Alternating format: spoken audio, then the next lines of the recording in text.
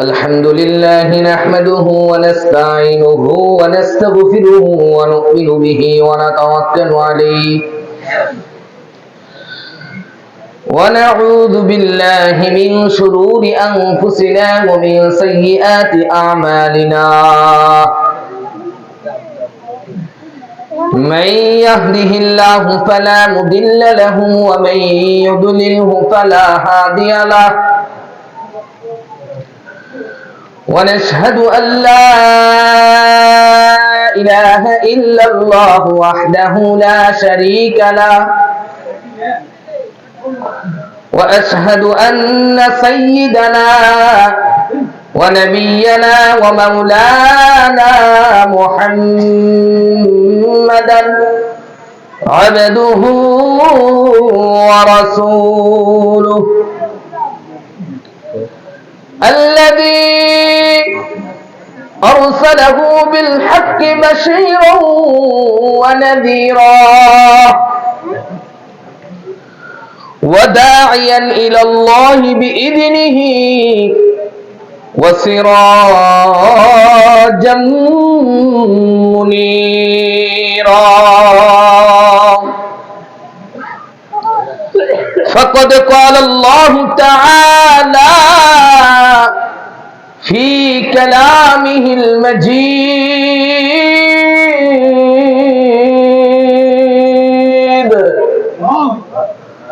والفرقان الحميد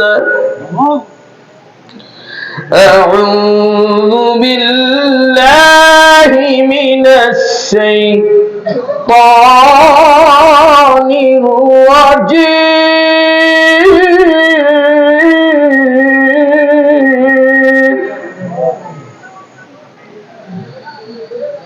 بسم الله الرحمن الرحيم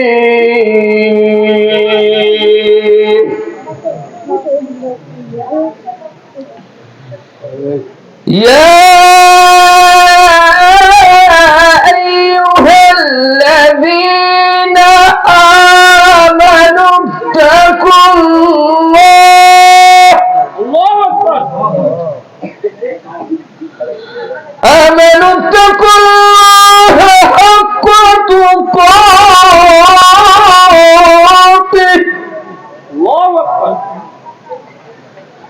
حق تقاته ولا تموتن إلا وأنتم مسلمون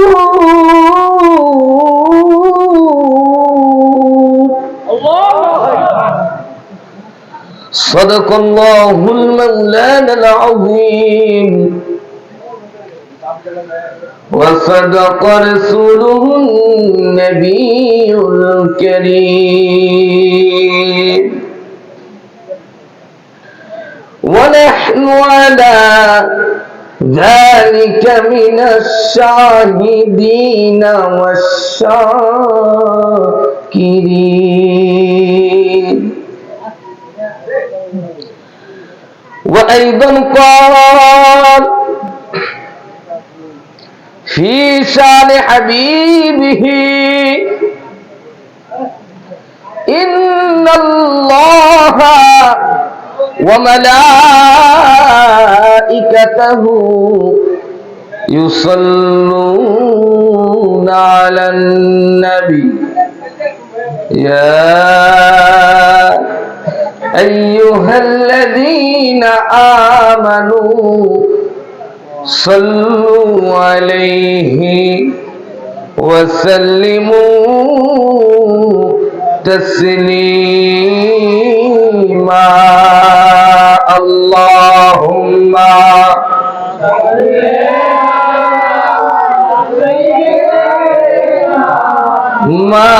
مولانا وعلى آل مولانا اللهم صل على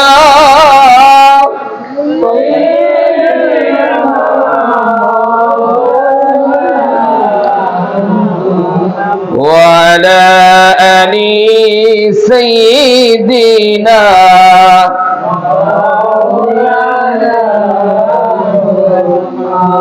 আপন আপন করো রে মন আপন তোমার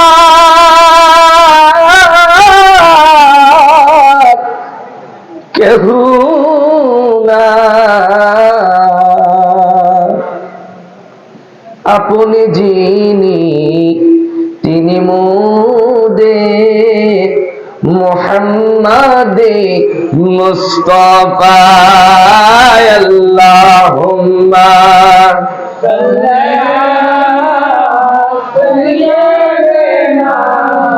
মাওলানা ওয়া আলা আলি মাওলানা লা ইলাহা লা ইলাহা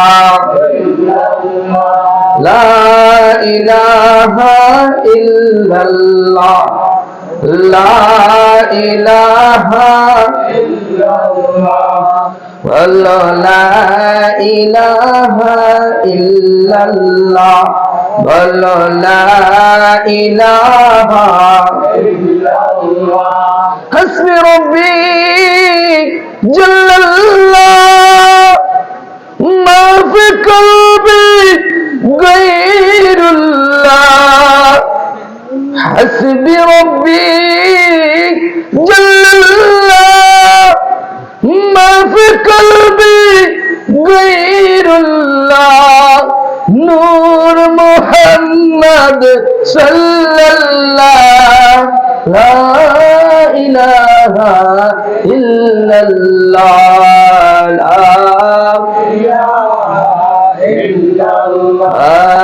ইলাহা ইল্লাল্লাহ বলো লা ইলাহা ইল্লাল্লাহ বলো লা ইলাহা ইল্লাল্লাহ বলো লা ইলাহা ইল্লাল্লাহ লা ইলাহা ইল্লাল্লাহ মুহাম্মাদুর রাসূলুল্লাহ সাল্লাল্লাহু আলাইহি ওয়াসাল্লাম বলেন সুবহানাল্লাহ আলহামদুলিল্লাহ আল্লাহ পাকের দরবারে লাখো কোটি শুকরিয়া আদায় করছি যেমনি দিনটা আমাদের পবিত্র শুক্রবার জুম্মার দিন গরিবের হজের দিন আল জুমাতু হাজ্জুল মাসাকি এই পবিত্র শুক্রবার জুম্মার দিন শেষে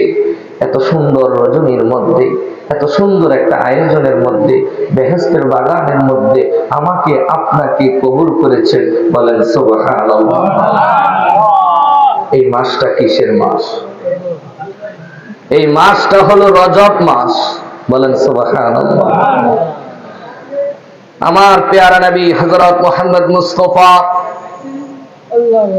সাল্লাল্লাহু আলাইহি ওয়াসাল্লাম তিনি আমাদেরকে ইরশাদ করে বলেন ও দুনিয়ার উম্মতের দল যখন রজবের চাঁদ উদিত হয়ে যাবে কিসের চাঁদ উদিত হবে রজবের চাঁদ যখন উদিত হয়ে যাবে আর তোমরা যদি ওই রজবের চাঁদকে দেখতে পাও তাহলে তোমরা এই দোয়া পাঠ করতে থাকো যেন আল্লাহ তাআলা তোমাকে শাবান মাস রমজান মাস পর্যন্ত হায়াতে জিন্দেগি দান করে দেন বলেন সুবহানাল্লাহ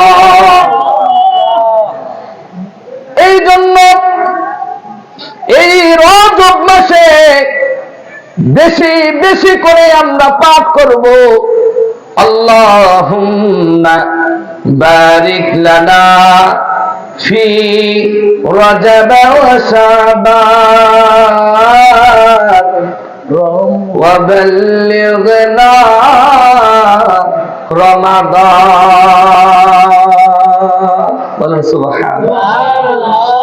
রজব মাসে যিনি হায়াত দিয়েছেন, রজব মাসে যিনি হায়াত দিয়েছেন, এই রজব মাসে তিনি আবার হায়াত ছিনিয়ে নিতে পারে কি পারে না? শাবান মাসে মানুষ মৃত্যুবরণ করে কি করে না? রমজান মাসেও মানুষ মৃত্যুবরণ করে কি করে না? আমার আর আপনার হায়াতের কোন নির্ধারণ, কোন সময় আল্লাহ তাআলা উল্লেখ করে দেন নাই, দিছে? কেউ কি জানেন আপনার জীবনের হায়াত কতটুকু? কিন্তু একজন জানতেন, একজনকে দুনিয়ার জমিনে জানাইয়া দেওয়া হয়েছিল, বলে দেওয়া হয়েছিল দুনিয়ার জমিনে আপনি এতদিন বাঁচবেন। তিনি আর কেউ নয়, আমাদের পিতা হযরত আদম আলাইহিস সালাম। আরো জোরে বলেন না সুবহানাল্লাহ। আমার আল্লাহ তাআলা হযরত আদম আলাইহিস সালামকে সৃষ্টি করে আদম আলাইহিস সালামকে বলে দিলেন, ও আমার বান্দা, দুনিয়ার জমিনে তোমাকে আমি 1000 বছর তোমাকে হায়াতে জিন্দেগি দান করে দিলাম। আমার বাবা আদম শফিউল্লাহ তিনি বললেন আলহামদুলিল্লাহ, কারণ হায়াত মওতের চাবিকাঠি একমাত্র কার কাছে? তিনাকে জানিয়ে দেওয়া তিনি 60 বছর পর্যন্ত দুনিয়ার জমিনে বাঁচবেন। তারপর ওনার সামনে ওনার সন্তানগুলার রূহগুলাকে হাজির করা হলো। আল্লাহ তাআলা আদম আলাইহিস সালামকে দেখাইয়া দিতেছেন এগুলা হচ্ছে আপনার সন্তান। আদম আলাইহিস সালাম আল্লাহকে প্রশ্ন করে, বারে আলাইহি খুদা, দুনিয়ার জমিনে তুমি আমাকে 1000 বছরের হায়াতের জিন্দেগি দান করেছো, আমার সন্তানকে এই যে রূপটা দেখা যায়, কত মিটিমিটি সুন্দর করে রূপটা দেখা যায়, এত মায়ার কলিজার সন্তান, ওই কলিজার সন্তানকে তুমি কয় বছর হায়াতের জিন্দেগি দান করেছো? আমার আল্লাহ তাআলা বলে, আপনার সন্তানকে, তোমার সন্তানকে 40 বছরের জিন্দেগি দান করা হইল। কত বছরের জিন্দেগি? 40 বছর। বাপের বয়স কয় বছর? 1000। আর সন্তানের বয়স? ব্যাপারটা কিরকম হয়ে গেল না? যিনি 1000 বছরের মালিক, হায়াত দিয়েছেন, তিনিও আমাদের আল্লাহ। আর যাকে 40 বছরের হায়াত দিয়েছেন সেটাও কে? আল্লাহ।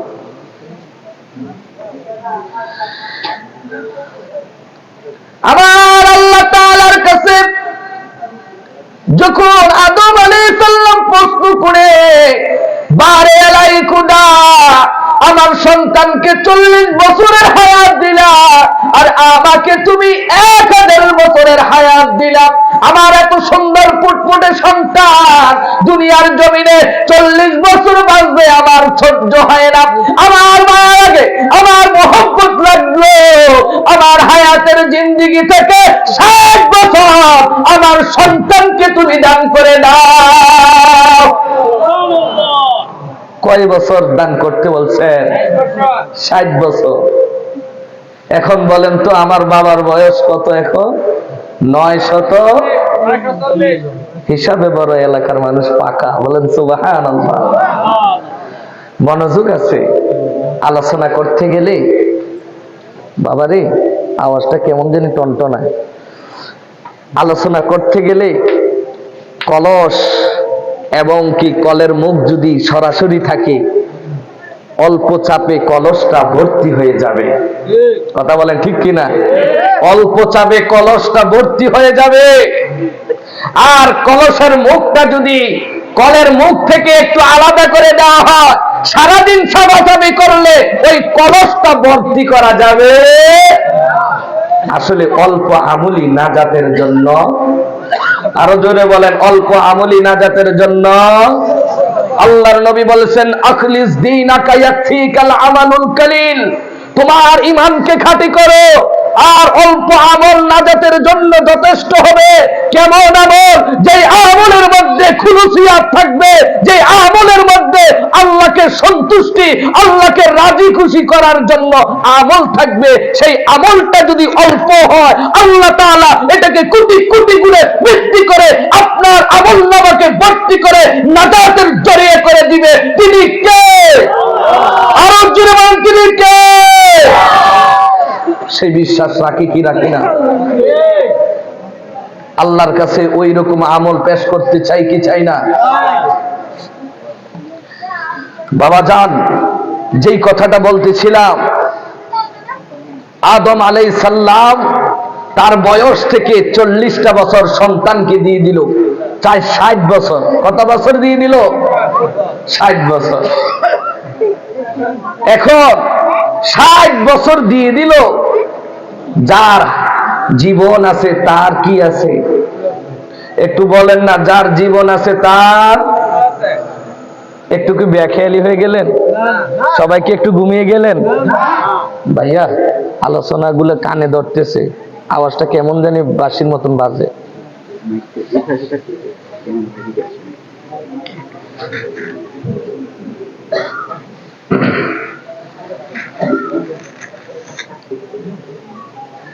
আচ্ছা বাবা যান, যে কথাটা বলতেছিলাম, আপনারা একটু মনোযোগের কান, দিলের কান লাগান। চর্ম চক্ষু দিয়ে আমাকে দেখা যায়, আর অন্তরের চক্ষু দিয়ে আমার কথাগুলো শ্রবণ করলে আমলে পরিণত করা যাবে। কথা বলেন ঠিক কিনা? ওয়াজ শুধু রাতের জন্য নাকি সারা জীবনের জন্য? এটা কি শিক্ষার একটা প্ল্যাটফর্ম? এখানে আলোচনা করব, সেটা শুধু কান সুখ করার জন্য নয়।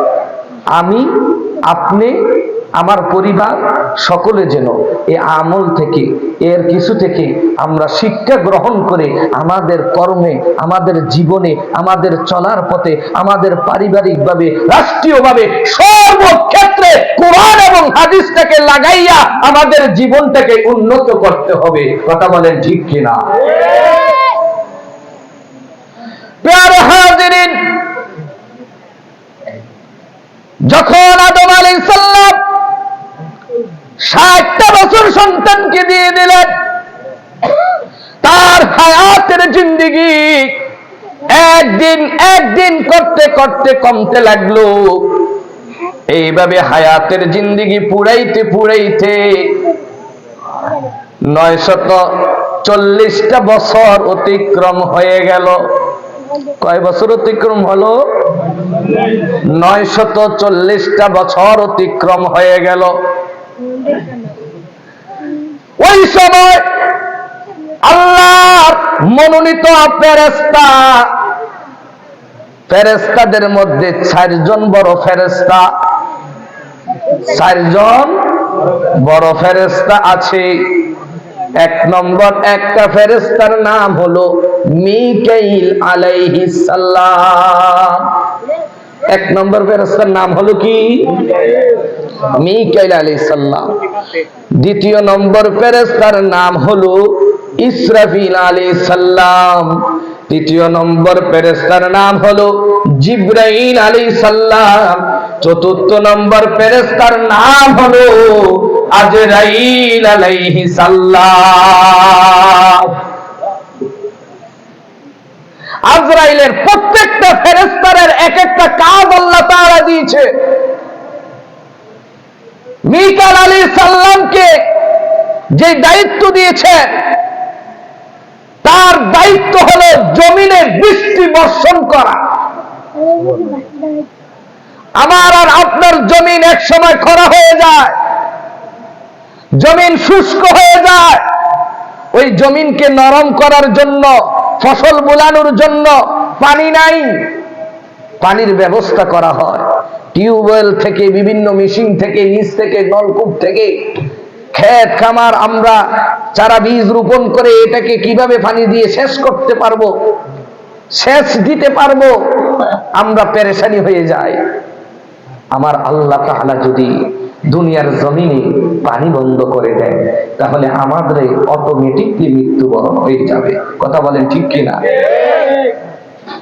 একটা সিজন যদি আসমান থেকে বৃষ্টি না আসে, আমার আর আপনার ক্ষেত খামারে আর ফসল হবে না।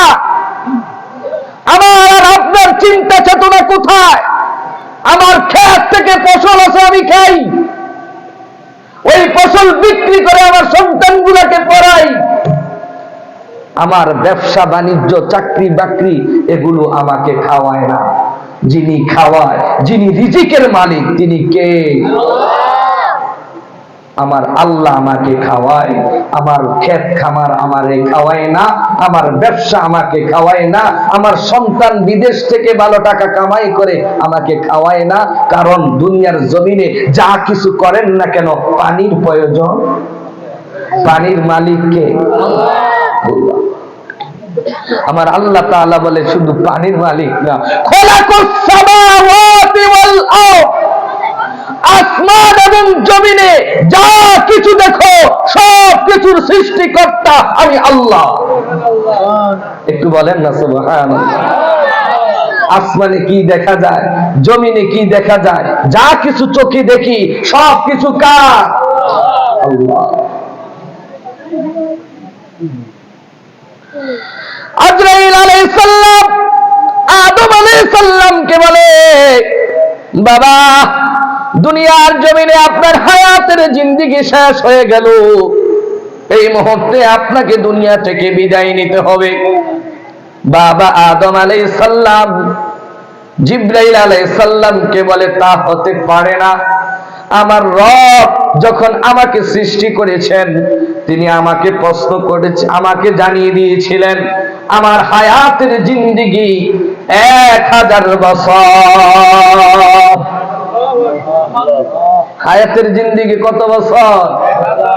বলে না, আপনি এখান থেকে 60টা বছর আপনার সন্তানকে আপনি দিয়ে দিয়েছিলেন, সেটা কি আপনি ভুলে গেলেন নাকি? তখন আল্লাহ তাআলার কাছে বাবা আদম সফিউল্লাহ তিনি হাত তুলে বলে, খোদা দুনিয়ার জমিনে আমার সন্তানকে আমি 60 বছর দিয়েছি, সেটা আমি হয়তো ভুলে গিয়েছি। এই মুহূর্তে তোমার কাছে হায়াতে ভিক্ষা চাই, আমার যেই 60টা বছর দেওয়া হলো, এই 60টা বছর যেন আমাকে আবার দান করা হয়। বোঝা গেল আমার আল্লাহ তাআলা বলে, বান্দারে তুমি হচ্ছ আদম, তোমার সন্তানরাও ভুল করবে, তুমিও ভুল করছো।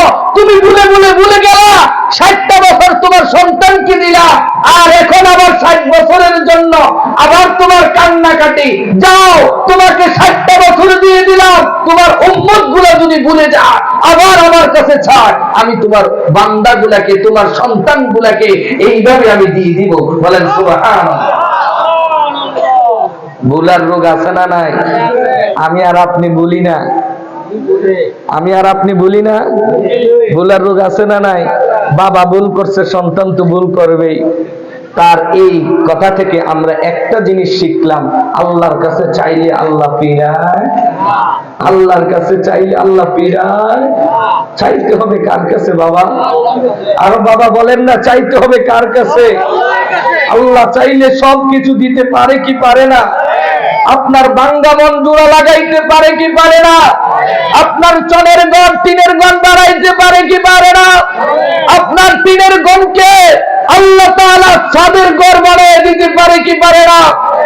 আল্লাহর নীলা খেলা বড় নীলা খেলা, কাউকে আল্লাহ তাআলা বানায়া দেয় 10 তলার মালিক, আবার কাউকে 10 তলা থেকে টাইনা বানায়া দেয় রাস্তার ফকির। কথা বলেন ঠিক কিনা?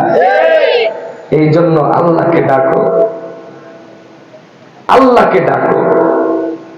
ডাকার মতো ডাকলে বান্দা তোকে সব কিছু দিয়ে দেব আমি আল্লাহ। আরো জোরে বলেন না সুবহানাল্লাহ। তোমাকে ডাকি যদি একবার আল্লাহ, আমাকে কাছে টানো বারবার। তোমাকে ডাকি যদি একবার আল্লাহ, আমাকে কাছে টানো বারবার।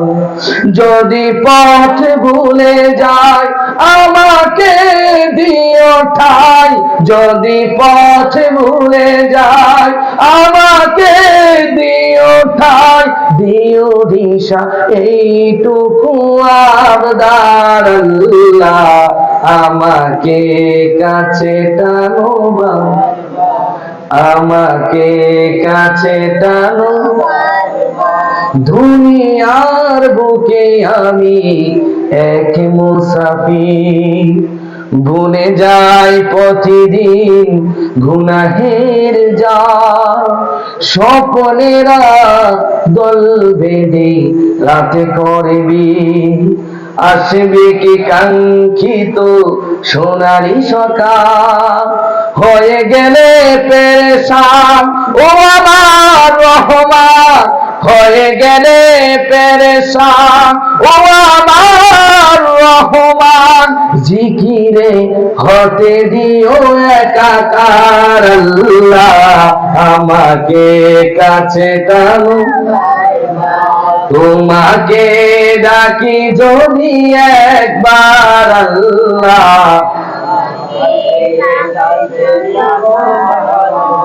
আল্লাহ কাছে টানতে জানে কি জানে না? আল্লাহ কয়ে বান্দা তুমি যখন একটা কদম আমার দিকে আগে আসবে, আমি তোমার দিকে 2 কদম আগে আসবো। আর যখন বান্দা তুমি আমার দিকে হেঁটে হেঁটে আসবে, আমি আল্লাহ তোমার কাছে দৌড়ে যাব। আর যখন তুমি আমার কাছে দৌড়ে দৌড়ে আসবে, তখন তোমার অন্তরটা আমার জায়গা হয়ে যাবে। আরো জোরে বলেন না সুবহানাল্লাহ। আমার আল্লাহ আমার কাছে আছে না নাই? আমার রব আমার সামনে আছে না নাই? আমার রব আমাকে দেখে কি দেখে না? আমার রব আমার কাছে আমার সামনে থাকে। এই জন্য বলতেছে যারা নামাজ পড়ো, নামাজটা তোমার সামনে, তোমার রবকে তুমি মনে করে আল্লাহর কুদরতি পায়ে সেজদা দিচ্ছ, সেটাই তুমি মনে করো। যখন দুনিয়ার জমিনটাকে তুমি জমিন মনে করো না, মনে করো তোমার রবের কুদরতি পায়ে তোমার কপালটা তুমি ঠেকাইলা। এই জন্য আল্লাহ তাআলা বলে قد أفلح المؤمنون الذين هم في صلاتهم خاشعون। তোমরা যখন নামাজ পড়বা, তোমরা খুশুউনের সহিত নামাজটা পড়ো। খুশুর সহিত নামাজ পড়ো। খুশুউন কি কাকে বলা হয়? খুশুউন কাকে বলা হয়? হুজুর এটাকে একটু বলে দিবেন, খুশুউন কাকে বলা হয়? খুশুউন হলো আমার রব, আমার বিচারক সামনে আমি আসামি দাঁড়াইলাম, আমার আর দুনিয়ার কোনো চিন্তা নাই। আমার নামাজ আমার আল্লাহ দেখে, আমার শ্রদ্ধা আমার আল্লাহর কুদরতি পায়ে। এই জায়গা দুনিয়ার আর কোনো কিছু আমার খেয়াল ধারণা থাকতে পারে। এখন নামাজও পড়ি, ব্যবসারও চিন্তা করি, নামাজও পড়ি, ক্ষেত খামারের চিন্তা করি, নামাজও পড়ি, বাড়ি ঘরের হিসাব মিলাই, নামাজও পড়ি, জমিন কিভাবে বন্টন করব, সব কিছু হিসাব করি। কথা বলেন ঠিক কিনা? আরো জোরে বলেন ঠিক কিনা? কথাটা কি বানাইয়া বললাম? এটা আপনার দোষ না, দোষ হচ্ছে শয়তানের। কার? কারণ শয়তান তো এখানে কেউ নাই। মাইক অপারেটরটা কেমন জানি একটা মাইকের মধ্যে একটা আওয়াজ হচ্ছে। আচ্ছা কি কথা বলতেছিলাম? শয়তান। বাবার মনোযোগ আছে। শয়তান তো আল্লাহর কাছে ওয়াদা করেছে, আল্লাহ দুনিয়ার জমিনে বান্দা পাঠাও, এই বান্দাগুলারে আমি মৃত্যু পর্যন্ত ধোঁকা দেব। আবার কিতাবের মধ্যে আছে শুধু মৃত্যু না, কবরে পর্যন্ত ধোঁকা দেয়। এই শয়তান থেকে বাঁচতে হবে। ইন্নাল মুবাযযিরিনা কানু ইখওয়ানাশ শায়াতিন, নিশ্চয় শয়তান আমাদের প্রকাশ্য শত্রু। কথা বলে ঠিক কিনা? এই জন্য শয়তান থেকে বাঁচতে হবে। শয়তান কিভাবে চিনব? যার মধ্যে দেখবেন আমল নাই, যার মধ্যে কি নাই, আল্লাহর ফিকির নাই, যার মধ্যে দেখবেন নবীর কোন সুন্নত নাই, তার মধ্যে শয়তান আছে। যার সাথে হাঁটলে আপনার নামাজ কাজা হয়, যার সাথে হাঁটলে আপনার রোজা ভঙ্গ হয়, যার সাথে হাঁটলে মানুষ বলে সৎ সঙ্গ স্বর্গবাস, অসৎ সঙ্গে সর্বনাশ, যার সাথে চললে আল্লাহওয়ালাদের সাথে চললে আল্লাহওয়ালা হয়ে যায়, দিনদারওয়ালাদের সাথে চললে দিনদার হয়ে যায়, মুত্তাকিনদের সাথে চললে মুত্তাকিন হয়ে যায়, মুমিন বান্দাদের চললে মুমিন বান্দা হয়ে যায়। আর চোর বাটপার বেদুইনদের সাথে চললে চোর বাটপার বেদুইন হয়ে যায়, বেনামাজিদের সাথে চললে বেনামাজি হওয়া যায়। আর ওগুলো বলেন ঠিক কিনা? হুজুর এই এলাকাতে একজন দ্বন্দ্ব লাগাইতেছে, কথাগুলো বানায়া বলছি নাকি কোরআন থেকে বলছি নাকি হাদিস থেকে বলছি? আমাদের নামাজের দরকার আছে না নাই? আরো জোরে বলেন, নামাজের দরকার আছে না নাই? নামাজের দরকার আছে। আমার আল্লাহ তাআলা বলেন, ইয়াউমা নাতুইস সামাআ কাতাইস সিজিল্লি লিল কুতুব, আমি আসমান এবং জমিনটাকে একদিন কাগজের মতো আমি গুটিয়ে নিব। এই আসমান তার আসমান থাকবে না। আমার আল্লাহ তাআলা আসমানটাকে এত সুন্দর করে সাজাইলেন, দুনিয়ার জমিনে আজকের মাহফিলের প্যান্ডেলটা সাজানোর জন্য চতুর্দিকে কয়টা খুঁটি লাগানো হইল, কিন্তু একটু আল্লাহর আকাশের দিকে তাকায়া দেখুন, ওই আকাশটার নিচে একটা খুঁটিও আল্লাহ তাআলা লাগান নাই, একটা খুঁটিও লাগায় নাই। আসমান আসমানের জায়গায় অটল। এই আসমানটাকে আল্লাহ তাআলা একদিন গুছিয়ে নিবেন। আমার আল্লাহ তাআলা বলেন,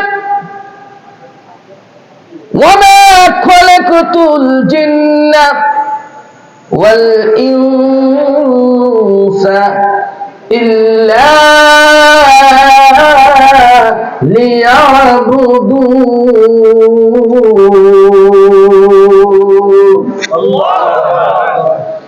আমার আল্লাহ তাআলা বলেন, আমি জিন এবং ইনসানকে একমাত্র আমার ইবাদত করার জন্য দুনিয়ার জমিনে সৃষ্টি করেছি। কিসের জন্য সৃষ্টি হয়েছে? ইবাদতের জন্য। ওই ইবাদতের মধ্যে নামাজ আছে না নাই? নামাজটা আমাদের দরকার নাকি বেদরকার? নামাজ পড়লে লাভ না ক্ষতি? ওই লাভটা আমাদের প্রয়োজন নাকি অপ্রয়োজন? আমার আল্লাহ তাআলা বলেন, যারা নামাজ পড়বা, যারা নামাজ পড়বা, যারা নামাজের হেফাজত করবা, আমি আল্লাহ তাআলা দুনিয়ার জমিনে তুমি আমার কুদরতি পায়ের মধ্যে সেজদা দিলা। কোরআনের মধ্যে বলে, ফাসুবহানাল্লাযী ইয়ামসুন, আল্লাহ তাআলা আমাদেরকে বলতেছে সকাল সন্ধ্যা তুমি যে নামাজটা আদায় করলা, সকালেও আল্লাহকে সেজদা দিলা, বিকালেও সেজদা দিলা, দুপুরেও সেজদা দিলা, রাত্রেও সেজদা দিলা, সেজদাটা তুমি দুনিয়ার জমিনে মসজিদের মধ্যে প্রবেশ করলা। যারা আল্লাহর ঘরে সকাল সন্ধ্যা প্রবেশ করে আর আল্লাহর কুদরতি পায়ের মধ্যে সেজদাটা লাগায়া দেয়, আমার আল্লাহ তাআলা বলে তাদের জিম্মাদার আমি মাওলা হয়ে গেলাম, তাদেরকে কাল হাসরের ময়দানে পুরস্কার হিসেবে আমি দিয়ে দিব জান্নাত। পুরস্কার হিসেবে কি দিবেন? জান্নাত। তো জান্নাতের চাবি দরকার আছে না নাই? আল্লাহর নবী বলে as-salatu miftahul জান্নাহ, নামাজ হচ্ছে বেহেশতের চাবি। তো নামাজ আদায় করার আগে আমাদের একটা করণীয় আছে, সেটা হলো নিজেকে পবিত্র করা। কি করা? নিজেকে পবিত্র করা। পবিত্র দুই প্রকার। কয় প্রকার? একটা হলো বাহ্যিক পবিত্রতা, আর একটা হলো দৈহিক পবিত্রতা। বাহ্যিক পবিত্রতা হলো এই, দৈহিক পবিত্রতা হলো এই, দুনিয়ার জমিনে আপনি ওযু করে গোসল করে নিজেকে পবিত্র মনে করতেছেন, কিন্তু আল্লাহ তাআলা বলতেছে দুনিয়ার জমিনে তুমি হারাম খাদ্য দ্বারা তোমাদের শরীরের যে রক্ত মাংসগুলা গড়তেছ, এগুলা হচ্ছে হারাম হারাম হারাম গোশত। এগুলা হচ্ছে কি গোশত? তো এখন নামাজের আহকাম এবং আরকান 13 ফরজ। নামাজের ওই যেটা সুজা ভাষায় বলে নামাজের ভিতরে এবং বাহিরে, এরকম পড়া পড়ছেন কিনা মুক্তবে কেউ? মাদ্রাসায় পড়ছেন, শুনছেন কিনা? নামাজের ভিতরে বাহিরে কয় ফরজ? আবার কয় না নামাজের ভিতরে এত ফরজ, বাহিরে এত ফরজ। তো আচ্ছা, যেই জিনিসটা বোঝাইতে চাই, নামাজ পড়তে কি পাক লাগে? এক নম্বরে কি পাক লাগে? শরীর পাক। তো শরীর পাক, তাহলে শরীর কি শুধু ওযু করলে আর গোসল করলে পাক হবে বাবা? শরীরটাকে কি পাক করাইতে হবে? দৈহিক আমার শরীরটাকে হালাল খাদ্য দ্বারা এটাকে পবিত্র রাখতে হবে। কারণ আমার আল্লাহ তাআলা বলে আমি হচ্ছি পুত পবিত্র, আর অবৈধ খাদ্য দ্বারা হারাম খাদ্য খেয়ে তুমি যে শরীরের মাংস দিয়ে আমাকে সাজদা দাও, আমি আল্লাহ তাআলা এই ইবাদত কবুল করি না। ঠিক? আমার আল্লাহ তাআলা এই ইবাদত কবুল করে না। তাহলে আমাদের দেহের সাথে আমাদের ভিতরটাও পবিত্র করতে হবে কি হবে না? তো কাপড়টাও পবিত্র করতে হবে। কাপড়টা দুই ভাগে পবিত্র করতে হবে। একটা হলো দুয়ে 3 বার বিসমিল্লাহ বললে এটা পবিত্র হয়ে যায়। কিন্তু আপনি যে অবৈধ টাকা দিয়ে কাপড়টা কিনলেন, এই অবৈধ টাকা, একটা টাকা যদি এই পোশাকের মধ্যে থাকে, আমার আল্লাহর নবী তো বলেছে না শরীর পাক কাপড় পাক, আপনার কাপড়টা কি পাক না নাপাক? তো নাপাক কাপড় দিয়ে নামাজ পড়লে নামাজ হবে? আরে বলে নামাজ হবে? হুজুর যতই আপনার মুনাজাত করে বলুক, আল্লাহ গো তোমার কাছে ভিক্ষা চাই, আমার মুসল্লিদের নামাজ গুলা তুমি আজকে বিফলে কইরো না। হুজুরের দোষ আছে নি? হুজুর সারা দিন ওয়াজ করে মুনাজাত করে, দোয়া তো কবুল হয় না। ওই তেল সারা হুন্ডা স্টার্ট করে, সাবিনা দিয়ে হুন্ডা কিক মারে। তো এই জন্য তোমার শরীরটাকে দেহটাকে পবিত্র বানাও। একটা সেজদা যদি আল্লাহ কবুল করে নেয়, অল্প আমল নাজাতের জন্য যথেষ্ট হবে। আরো জোরে বলেন ঠিক কিনা? তো সারাদিন সেজদা করা লাগবে না। আপনার যদি একটা সেজদা যদি কবুল হয়ে যায়, দেহটাকে পবিত্র করুন, পোশাকটাকে পবিত্র করুন, জায়গাটাকে পবিত্র করুন। আমার আল্লাহ হচ্ছেন পবিত্র, পবিত্র জিনিস আল্লাহ তাআলা গ্রহণ করে। প্যারে হাজিরিন, আমার প্যারা নবী হযরত মুহাম্মদ মুস্তাফা সাল্লাল্লাহু আলাইহি ওয়াসাল্লাম, তিনি উম্মতে মুহাম্মদীর জন্য এই রজবের মাস 26 তারিখ দিবাগত রাত আমার আল্লাহর নবী মেরাজ করেছেন, আল্লাহর সাথে দিদার করেছেন। বলেন সুবহানাল্লাহ। মেরাজ বিশ্বাস করেন কি করেন না? কেউ যদি মেরাজকে বিশ্বাস করে না, ওই ব্যক্তিটা ঈমানদার হতে পারে না। আল্লাহ তাআলা আমাদেরকে একটা শ্রেষ্ঠ কিতাব দিয়েছে, যেই কিতাবের শুরুতে আল্লাহ তাআলা বয়ান করে যালিকাল কিতাব লা রাইবা ফীহ, আমি এমন একটা কিতাব দিয়েছি যেই কিতাবের মধ্যে কোনো সন্দেহ নাই। কেউ যদি এটার মধ্যে সন্দেহ খুঁজে, ওই ব্যক্তির ঈমান নাই, ওই ব্যক্তিটা বেঈমান হয়ে যাবে। কথা বলেন ঠিক কিনা? আল্লাহর কোরআনের মধ্যে কোনো সন্দেহ আছে? তো আল্লাহ তাআলা 15 পারা প্রথম সূরা সূরাতুল বনি ইসরাঈলের মধ্যে বলতেছেন সুবহানাল্লাযী আসরা বিআবদিহি লাইলাম মিনাল মাসজিদিল হারাম ইলাল মাসজিদিল আকসাল্লাযী বারাকনা হাওলাহু লিনুরিয়াহু মিন আয়াতিনা ইন্নাহু হুয়াস সামিউল বাসীর। আমার আল্লাহ তাআলা বলে আমার বন্ধুকে আমি বুরাকের মাধ্যমে আমার সাথে সাক্ষাৎ করাইছি। বুরাকের মাধ্যমে আল্লাহর সাথে কি করা হয়েছে? সাক্ষাৎ করা হয়েছে। তো আল্লাহর কাছ থেকে কি এনেছে? এই সাক্ষাতের মাধ্যমে কি এনেছে? নামাজ এনেছে রে বাবা। আমার আল্লাহ তাআলা বলছে যাও, দুনিয়ার জমিনে তোমার উম্মত মুহাম্মদীকে আমি 50 ওয়াক্ত নামাজ দিয়েছি। আসার পথে মূসা কালিমুল্লাহর সাথে দেখা।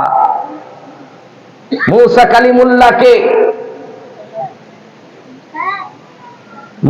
কালিমুল্লাহ আমাদের নবী মুহাম্মদুর রাসূলুল্লাহ সাল্লাল্লাহু আলাইহি সাল্লামকে বলতেছেন, ইয়া রাসূলুল্লাহ, ইয়া হাবিবাল্লাহ, নবী গো, আপনার উম্মত গুলা 50 ওয়াক্ত নামাজ আদায় করতে পারবে না, আপনি একটু আল্লাহর কাছ থেকে কমাই আনেন।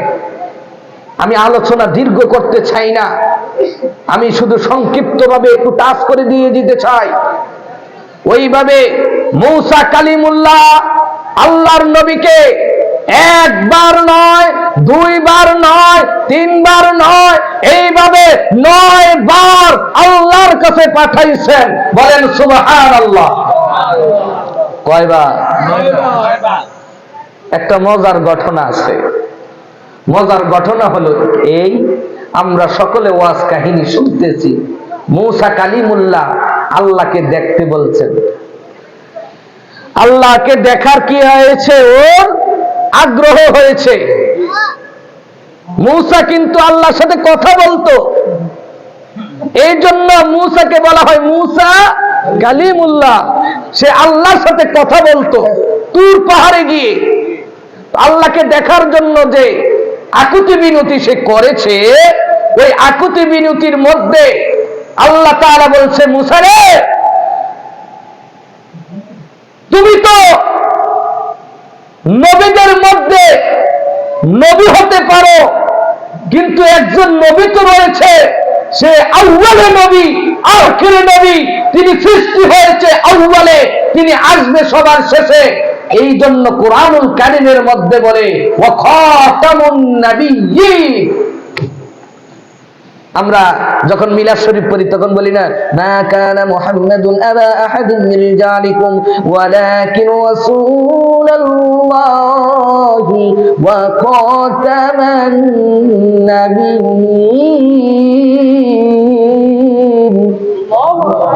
কোরআনে আছে না নাই? আমার সর্ব